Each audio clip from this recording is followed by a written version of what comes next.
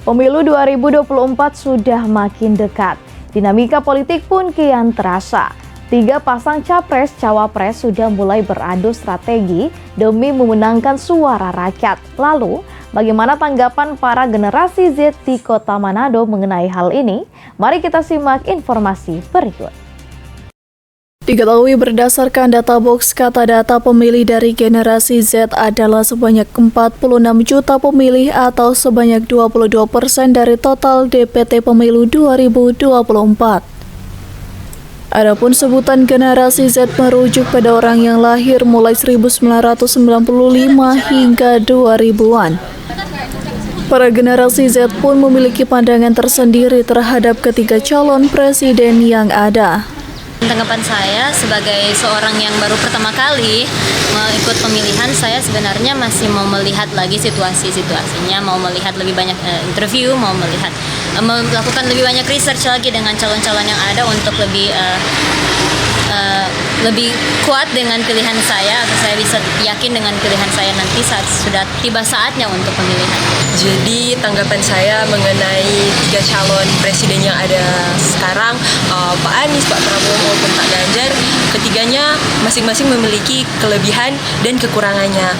Tapi bagaimana dari torang sendiri memilih dengan torang pe hati nurani, tanpa ada paksaan orang lain, torang melihat karena sebagai pemilih pemula torang bisa menggunakan media sosial yang ada untuk melihat dorang pe track record dan apa yang sudah mereka lakukan, dorang pe prestasi ataupun mungkin ada dorang lakukan yang nak berkenan for torang, bisa torang lihat lalu torang tentukan dengan hati nurani. Jadi masing-masing calon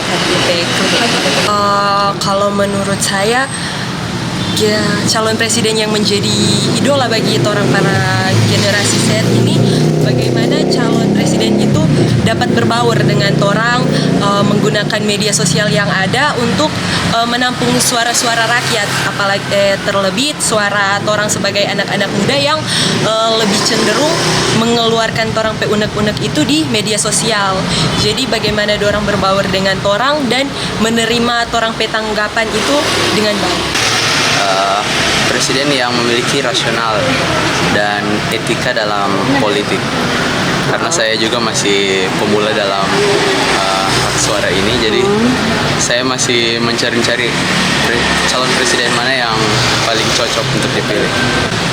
Yang menghibur tapi tegas. Yang pastinya membangun Indonesia, melihat Indonesia yang saat ini kita lihat sudah kesusahan dalam ekonomi, itu juga baru-baru juga ada berita tentang jalan yang lubang-lubang itu mungkin juga jadi yang bisa membangun Indonesia. Ya.